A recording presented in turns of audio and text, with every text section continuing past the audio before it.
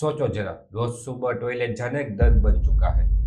ना सिर्फ दर्द, बल्कि बर्निंग, कभी कभी तो ब्लीडिंग। और मन में एक ही सवाल आता है, कब ठीक होगी ये पाइल्स।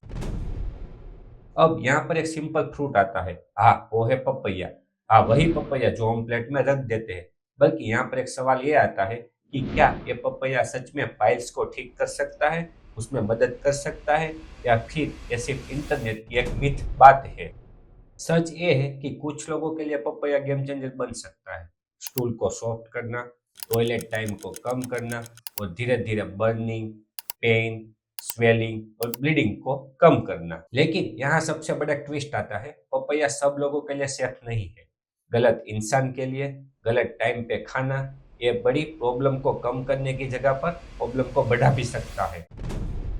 तो असली सवाल ये नहीं है कि पपैया आपके लिए फायदेमंद है या नहीं है, बट असली सवाल ये है कि पपैया किन लोगों के लिए, कब और किस तरह से फायदेमंद होगा। और इसी सच को हम आज समझने वाले हैं। तो अब सबसे पहले ये समझते हैं कि पपैया किस तरह से काम करता है, क्योंकि जब तक आपको ये नहीं पता चलेगा कि उसकी मैकेनिज्म कैसे होती है, तब तक आप लोग उस पर विश्वास भी नहीं करोगे। तो सबसे पहले बात कर लेते हैं डाइजेशन के बारे में। पपैया एक ऐसी चीज है कि जिसके अंदर पावरफुल एक एंजाइम आता है, और वो है पेपेन। ये पेपेन क्या करेगा, जो भी आपका डाइजेशन होगा ना, तो उसको स्मूथली काम कराएगा और डाइजेशन को इम्प्रूव भी कराएगा। और साथ में जो हार्ड स्टूल बनता था ना, उसके बदले नेचुरली सॉफ्ट स्टूल बनाएगा। और जैसे ही स्टूल सॉफ्ट होगा, वैसे ही हमारे एनस पे जो वेन आती है उस पे प्रेशर आना कम हो जाएगा, स्ट्रेन भी कम होगा, और हीलिंग की प्रोसेस स्टार्ट हो जाएगी। अब दूसरा क्या चीज आएगा, फाइबर। पपैया के अंदर सोल्यूबल फाइबर ज्यादा प्रमाण में आता है, और वो क्या करता है, पानी को एब्जॉर्ब करता है, और जो भी हमारा स्टूल रहेगा ना, उसको जेली फॉर्म में बनाएगा।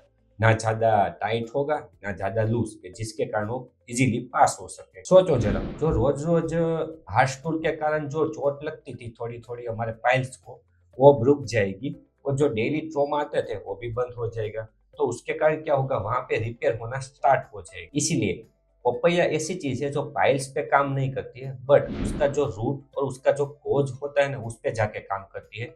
तो जब रूट और कोज दोनों ठीक होना शुरू हो जाएगा, तो उसके कारण जो पाइल्स के सिम्टम्स थे ना, वो धीरे धीरे कम होना शुरू हो जाएंगे। तो अब बात करते हैं सबसे इम्पोर्टेंट पॉइंट के बारे में, और वो है सिम्टम, जो पेशेंट को घेर के रखती है। तो अब सबसे पहले आता है बर्निंग सेंसेशन। जब भी हम टॉयलेट जाके आते हैं तो तुरंत ऐसा लगता है जैसे वहां पे आग लग गई हो।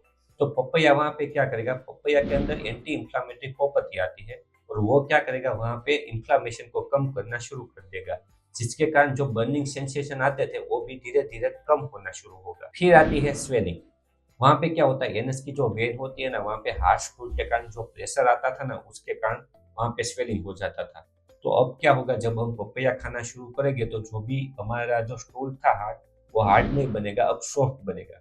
तो सॉफ्ट बनेगा तो इजीली पास हो जाएगा, क्योंकि एनएस की वेन पर प्रेशर नहीं आएगा। जो प्रेशर नहीं आएगा तो वहां पे स्वेलिंग भी धीरे धीरे कम होना शुरू हो जाएगा। अब आता है पेन और ब्लीडिंग। ये दोनों चीजें ऐसी है जो हमको ज्यादा दर्द देती है, बट इनडायरेक्टली वो भी ठीक होना शुरू हो जाएगी, क्योंकि सॉफ्ट स्टूल हो जाएगा तो जो पाइल्स पे इंजरी लगती थी, वुंड लगता था, वो भी धीरे धीरे कम हो जाएगा, और वहां पे हीलिंग स्टार्ट हो जाएगा, जिसके कारण जो भी ब्लीडिंग होती थी, जो वुंड होता था, वो हील हो जाएगा। तो जिसके कारण हमको जो पेन होता था वो भी कम होगा। कॉन्स्टिपेशन का लूप टूट जाता है, हार्ट स्टूल का प्रॉब्लम खत्म हो जाता है, और जो लॉन्ग टर्म में फिर से पाइल्स आने की जो संभावना है वो भी कम हो जाती है। लेकिन याद रखो, ये तभी पॉसिबल होगा जब पपैया सही बॉडी, सही स्टेज में और सही तरीके से यूज किया जाए। अब सबसे कॉमन सवाल हमारे दिमाग में ये आता है कि इसका रिजल्ट दिखेगा कब, क्योंकि पेशेंट को इतना दर्द होता है ना कि उसको सहना भी मुश्किल पड़ जाता है। अगर पपैया सही तरीके से आप यूज करोगे ना, तो पहले हफ्ते में इतना रिजल्ट आपको दिखेगा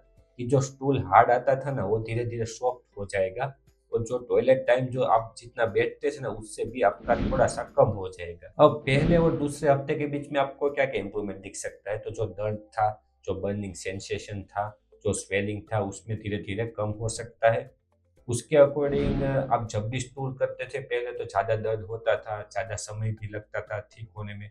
उसकी जगह पर अब क्या होगा, आप स्टूल पास करोगे और थोड़े ही समय में वो दर्द भी कम होना शुरू हो जाएगा। अब थर्ड और फोर्थ वीक के बीच में क्या इम्प्रूवमेंट दिख सकता है, तो जो पेन थोड़ा सा रह गया था उसमें इम्प्रूवमेंट आ सकता है, और जो ब्लीडिंग हो रहा था ना, वो जगह पर धीरे धीरे हील होना शुरू हो जाएगी, और ब्लीडिंग भी धीरे धीरे स्टॉप भी हो सकता है। लेकिन एक बात का आप ध्यान रखना, ये सभी के लिए फिक्स नहीं होता है, क्योंकि पाइल्स कौन से स्टेज में है, आप क्या खाते हो, आप क्या पीते हो और आपकी डेली रूटीन क्या है, उसके अकॉर्डिंग आपको रिजल्ट और आपको इम्प्रूवमेंट मिल सकता है। अब आते हैं सबसे क्रिटिकल पॉइंट पर। पपैया का फायदा तभी मिलेगा जब आप उसको सही तरीके से यूज करोगे। सबसे बेस्ट टाइम है सुबह खाली पेट पपैया खाना, क्योंकि रात को हम सो जाते हैं तो हमारी पूरी बॉडी रेस्ट मोड में चली जाती है, और जब सुबह उठेगी और जैसे ही पपैया खाएंगे तो हमारी डाइजेशन सिस्टम एक्टिव हो जाएगी, और जो भी उसके में एंजाइम हो गया उसको भी टाइम मिल जाता है हमारे बॉडी को इम्प्रूव करने के लिए। क्वांटिटी भी इतना ही इम्पोर्टेंट है, ना ज्यादा ना कम। आधी कटोरी पका हुआ पपैया आपके लिए काफी है। और कंसिस्टेंट रहना खूब इम्पोर्टेंट है, क्योंकि एक दिन खाते हो एक दिन नहीं खाते हो तो उसके कारण आपको इम्प्रूवमेंट नहीं मिल सकता है। और साथ में ज्यादा पानी पीना पड़ेगा, क्योंकि आप पानी नहीं पियोगे तो जो फाइबर होते हैं वो अपना काम ठीक से नहीं करेगा। अगर आप पपैया के साथ ये सब कुछ ट्राई करना चाहते हो तो कर सकते हो, क्योंकि फाइबर प्लस एंजाइम दोनों मिलकर पावरफुल बन जाएगा। अब यहाँ पर सबसे इम्पोर्टेंट पॉइंट ये भी आपको पता होना चाहिए कि किस लोगों को पपैया नहीं खाना चाहिए।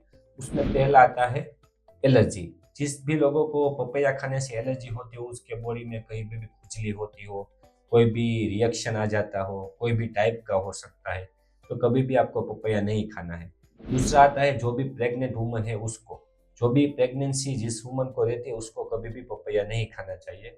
और तीसरी बात आती है कोई भी ऐसे पर्सन के जिसका स्टमक अपसेट रहता हो, तो उसको भी कभी भी पपैया ट्राई नहीं करना चाहिए। अब सबसे इम्पोर्टेंट बात यह है कि जो आपको सीवियर पाइल्स हो तो कभी भी आप सिर्फ पपैया पे डिपेंड ना रहो, उसकी प्रॉपर ट्रीटमेंट एक बार जरूर से करवाओ। पपैया सपोर्टिव हो सकता है, बट उसकी ट्रीटमेंट की रिप्लेसमेंट कभी नहीं हो सकती। इसीलिए एक चीज याद रखना, नेचुरल चीजें हमारे लिए इम्पोर्टेंट हो सकती है, हमको फायदा भी कर सकती है, बट ऐसी ऐसी कंडीशन में हमको इम्प्रूवमेंट दिख सकता है। जब सीवियरिटी इतना ज्यादा हो या तो इतना बड़ा रोग हो, तो वहां पे नेचुरल चीजें हमारे लिए एक छोटा सा पार्ट बन सकती है, बट उसका ट्रीटमेंट का जो भी पार्ट होगा वो भी आपको साथ में करना पड़ेगा। कभी भी उस बात को आपको अवॉइड नहीं करना है, अगर आगे जाके आपको दिक्कत हो सकती है। अब यहाँ पर एक स्ट्रॉन्ग पॉइंट ये भी आता है, और वो मैं आपको बताना चाहता हूँ कि पाइल्स कोई छोटी मोटी बीमारी नहीं है, उसमें ब्लीडिंग भी हो सकता है कभी कभी। तो ऐसी कंडीशन में क्या होगा, हमारे बॉडी के अंदर खून की कमी होना शुरू हो जाएगा, उसके कारण हमको चक्कर भी आ सकते हैं, कभी कभी एनीमिया जैसी कंडीशन भी हो सकती है, वेट लॉस भी हो सकता है, स्टूल ब्लैकिश जैसा भी आ सकता है, और एनएस से लम्प भी बाहर निकल सकता है। तो इस कंडीशन को हम सीवियर बोल सकते हैं। और ऐसी कंडीशन में हमको सिर्फ पपैया पे डिपेंड नहीं रहना है, हमको एक बार जरूर से डॉक्टर को कंसल्ट भी करना पड़ेगा। कोई भी चीज को डिले करना और सिर्फ नेचुरल चीजें पर डिपेंड रहना, वो हमारी प्रॉब्लम को बढ़ा भी कभी। अब दोस्तों आपको ओवरऑल पिक्चर पता चल गई है पपैया के कारण क्या क्या आपको बेनिफिट मिल सकता है, क्योंकि उसमें फाइबर होते हैं, उसमें एंजाइम होते हैं, जिसके कारण हमारा डाइजेशन इंप्रूव होता है और स्टूल को सॉफ्ट बनाता है। इसीलिए पाइल्स में इंप्रूवमेंट हमको दिख सकता है। ये कोई मिथ बात नहीं है कि पपैया खाने से हमको पाइल्स ठीक हो जाए, क्योंकि पपैया ऐसी चीज है जो पाइल्स को ठीक करे या ना करे, बट उसका जो रूट और उसका जो कोज होता है ना, उस पे जाके वो काम करता है।